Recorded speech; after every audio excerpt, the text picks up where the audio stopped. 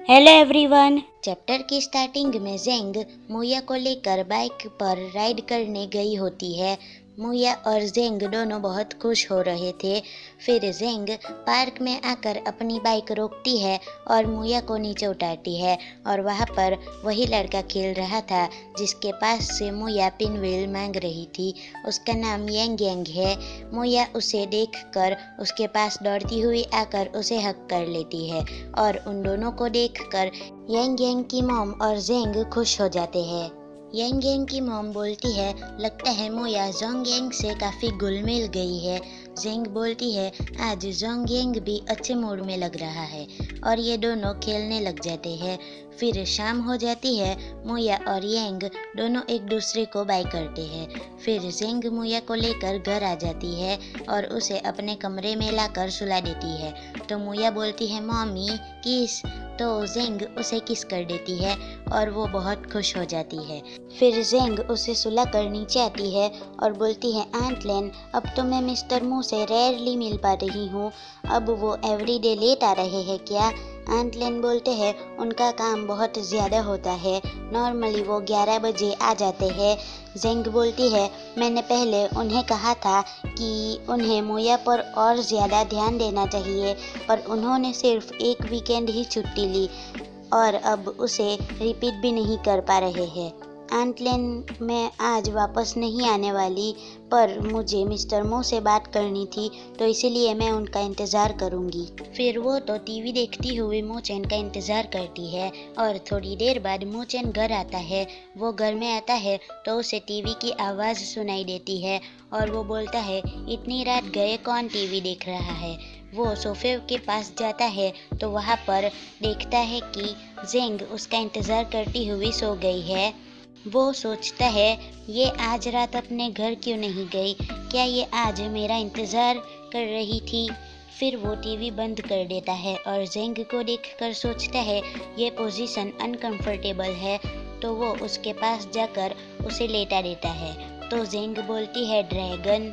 ये सुनकर मोचेन ब्लश करता है, उसका हाथ कांपने लग जाता है।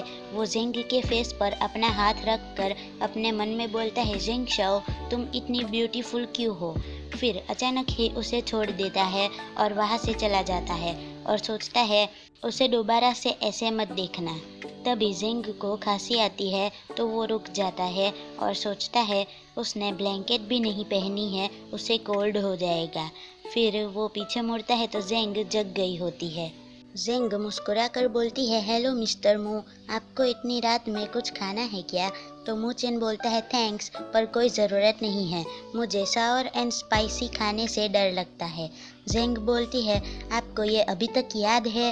अब तो उस बात को गुजरे हुए भी 1 महीना हो गया।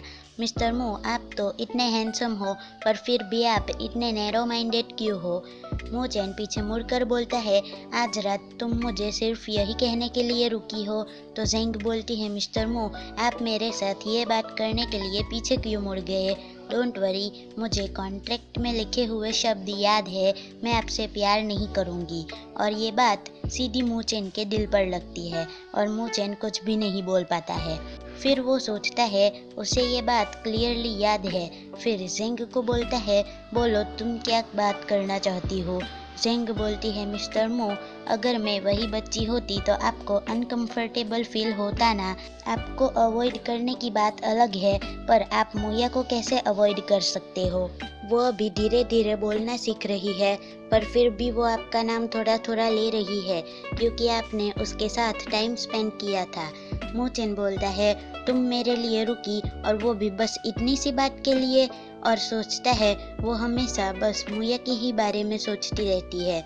जेंग गुस्से में बोलती है, आप आज इतने अलग क्यों लग रहे हो? ये एक इम्पोर्टेंट इश्यू है, कल वीकेंड है, आप मुया के साथ टाइम स्पेंड करोगे? मूचेन उसे देखकर सोचता है, जब वो गुस्से में होती है तब भी कितनी प्रीति दिख रही है। वो बोलता है, कल मैं अपने कस्टमर्स के साथ जाने वाला हूँ। जेंग बोलती है, आपकी कंपनी में तो कितने सारे लोग हैं, आप अकेले थोड़ी होंगे जो अपने कस्टमर्स को मिलने जा सकते हो। मूचेन बोलता है, ये टाइम कस्टमर्स के लिए इम्पोर्टेंट है। तो जेंग वहाँ से जाने लगती है और बोलती है मुझे आपसे बात करनी ही नहीं चाहिए थी, कोई फ़ायदा नहीं हुआ और मैंने अपना सारा टाइम वेस्ट कर दिया। मो चेन बोलता है बहुत रात हो गई है, अकेले जाना सेफ नहीं रहेगा, मैं ड्राइवर को तुम्हें घर छोड़ने के लिए बोलता हूँ। जेंग बोलती है मेरी इतनी केयर करने की कोई ज़रूरत नहीं है, अगर करनी ही हो तो मुया की करो, ये अच्छा रहेगा। तो मो चेन मुस्कुरा कर बोलता है मैं मजाक कर रहा था, डोंट वरी, मैं कल पूरा दिन घर पर ही हूँ, मुझे कल ऑफिस नहीं जाना है, मैं मुया के साथ खेलूँगा। तो जेंग शॉक हो जाती है, वो बोलती है रियली, तो कल मैं नहीं आऊँगी, अगर मोया रोने लग जाए और मुझे ढूंढे तो मुझे कॉल कर देना, मैं आ जाऊँगी। फिर वो वहाँ से चलने लगती है तो मो चेन सैड हो जाता है। जेंग बोलती है आपने ड्राइवर को मुझे घर छोड़ने के लिए नहीं कहा। तो मो चेन बस जेंग को देखता रहता है और गहरी सांस लेकर स्माइल करता है। फिर दूसरे दिन का जेंग के घर का सीन दिखाया जाता है। सुबह के 8 बजे होते हैं, जेंग अभी सोई हुई थी, तभी उसके घर की बेल बजती है तो जेंग अपनी ब्लैंकेट ऊपर करके पलट कर सो जाती है। ये किंग ब्रेकफास्ट रेडी कर रही थी तो वो दरवाज़ा खोलकर बोलती है कौन है। वहाँ पर जेंग शाओ की स्टेप मदर होंग यू होती है।